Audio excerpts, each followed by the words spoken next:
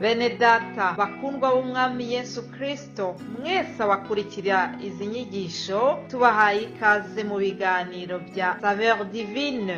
Ibi biganiro mu bitegurirwa n'abavuga butumwa bwiza batandukanye, akaba ari umuhamagaro ugendera ku ijambo ry'Imana byanditse mu gitabo cy'ubutumwa bwiza uko bwanditswe na Matayo ibice 24 umurongo wa 14. Kandi ubutumwa bwiza bw'ubwami buzigishwa mu isi yose ngo bube ubuhamya bwo guhamiriza amahanga yose, nibwo imperuka izahera ko ize. Ibi biganiro mu bikurikira ku channel ya YouTube yitwa SAVEUR DIVINE. Tubifurije kugubwa neza. Imana Data ari nayo so ibaha umugisha.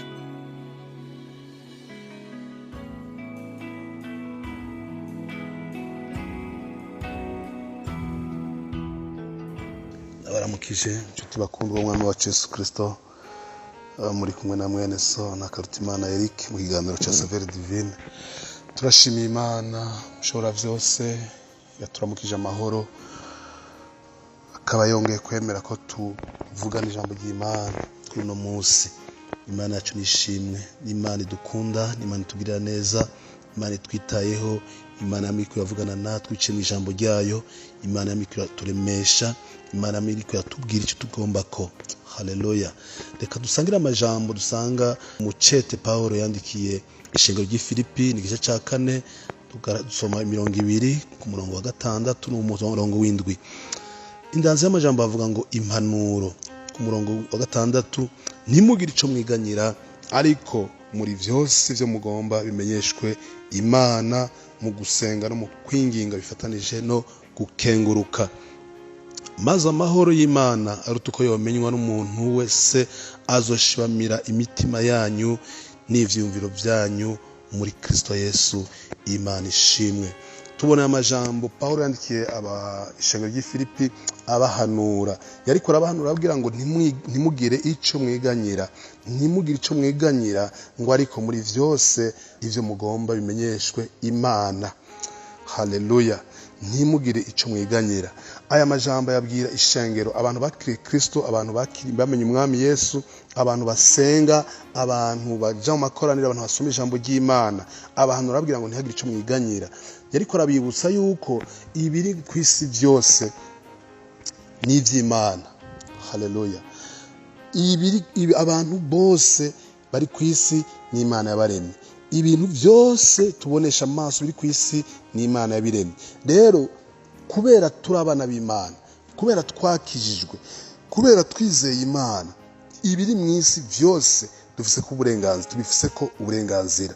Rero hari ivyo dukena mu mibiri yacu, hari ivyo dukena mu buryo bwacu, hari ivyo dukenera mu mibereho yacu, ariko tubonye ngo ntitugice twiganyira, kuko Data niwe nyene ivyo byose tubonesha amaso. Tubibwiye Imana rero mu gusenga hamwe no mu kwinginga, Imana cyo mwijuru iratwumva, hayo mikaraba ko vy'ukuri ico kintu kurasaba gikenewe nk'umwana, ariko asaba umuvyeyi. Hari igihe umwana ashobora gusaba umuvyeyi ikintu ugasanga ntibikenewe kukimuhereza bivanye n'imyaka afise, bivanye nuko atarakura, uravye urugeza, ariko ukabona ko ico kintu utakwiye kukimuha. Ariko iyo amaze gukura haragera igihe ushobora kumuhereza ico agusavye bivanye nuko ubona ko ikeneye. Rero Imana yo mwijuru ni umuvyeyi wacu, arabona ivyo dukeneye buri munsi, arabona ivyo dukwiranye. Rero ngo ivyo dushaka, ivyo dukeneye tubisaba Imana mu gusenga no mu kwinginga bifatanije no gukenguruka. Waba waronse ukengurukira Imana, waba wabuze ushima Imana, waba waronse ushima Imana. Imana ishimwe cyane. Rero ngaha tubona kandi avuga ngo maze amahoro y'Imana aruta uko yomenywa n'umuntu wese azoshibamira imitima yanyu muri Kristo Yesu. Hariho amahoro atangwa n'Imana, hariho amahoro atangwa n'Imana yonyene. Ayo mahoro atangwa n'Imana aza mu mitima yacu, tukarema, tukumva turemye. Nimba twariye tugashima Imana, nimba twabuze tukumva turemye mu mitima yacu, kuko tuzi yuko Imana yacu itanga byose kandi ifise byose mu kiganza cyayo. Nimba wabibuze menya yuko ari Imana igomba kukwigisha. Nimba byashitse uyu munsi ukarara ubusa, hari Imana igomba kukwigisha.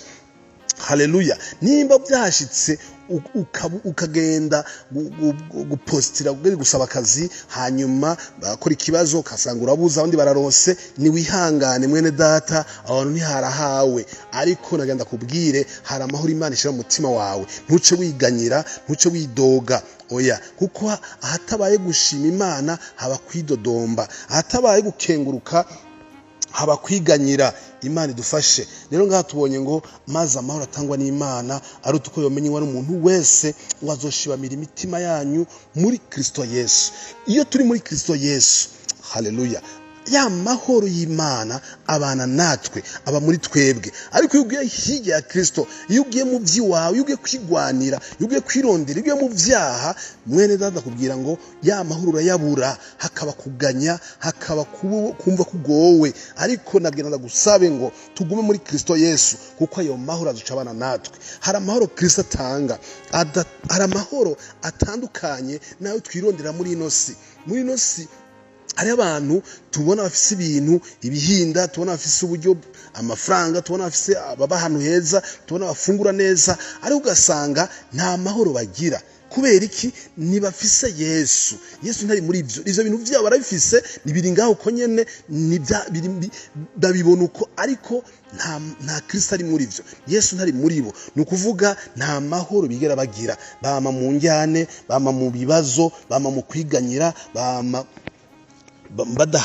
badahazwa n'ivyo bafise, bama ariko bararondera. Imana idufashe. Ariko iyo Kristo ari muri twebwe, uvyo uronse vyose haba gushima, ivyo uronse vyose haba gukenguruka. Kuko kubera iki? Ni Kristo atubumba, ni Kristo aduhaza. Haleluya. Aya majambo n'amajambo aduhanura rero ngo ivyo tugomba vyose tubimenyesha Imana mu gusenga, bifatanije mu gukenguruka. Hanyuma rero ku murongo w'indi cyatubwira ngo maze amahoro y'Imana aruta uko yomenywa n'umuntu wese, azoshibamira imitima yanyu. Iri jambo tuko turiga ko muri nondwi rivuga ngo amahoro ava ku Mana. Amahoro ava ku Mana niyo dukeneye bene data. Turakeneye amahoro ava ku Mana, kuko amahoro ava mu byo dufise, amahoro ava mu matungo, amahoro ava mu bagenzi n'inshuti. Ayo mahoro siyo, kuko iyo babuze ya mahoro acabura. Kuko nimba wari wizeye amafaranga, birashobora gushuka gahomba.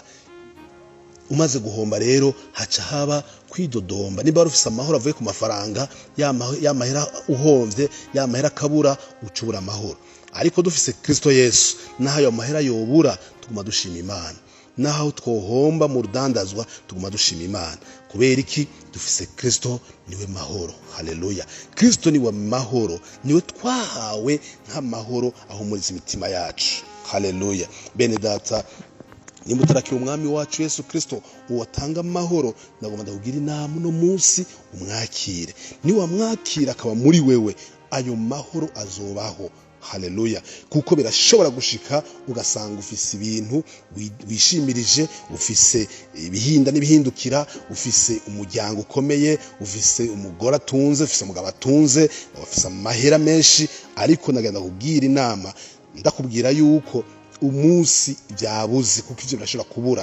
Urashobora kuba wizeye umuntu ejo agapfa, none ejo niyapfa bizoca bigenda gute? Ni waziga ko vyose, ni waguha amafaranga ukoresha, ni waguhaye amahoro, ayo mahoro yawe ufise ari kuri uyo muntu, niyapfa ndakubwira inama, ndakumenyesha yuko uzocukoroka, uzocugwa, kuko uzoca haba kwiganyira no kusuhuza umutima. Ariko dufise Kristo, naho abantu badukikuje bovaho, Kristo wewe aturemesha, kuko bari muri twebwe. Yesu aguhezagire wumvise amajambo. Imana ikugirire neza. Nimba utarizera umwami Yesu, umwakire, kuko twabonye ngo hari amahoro ava ku Mana, kandi ayo mahoro ari muri Kristo Yesu. Kristo niwe mahoro, Kristo niwe bugingo bwacu, Kristo niwe buzima. Imana ishimwe. Mwene data, nimba utaramwakira, umwakire uyu munsi, nawe ugira ayo mahoro. Yesu aguhezagire wumvise amajambo. Imana ishimwe. Amen, amen.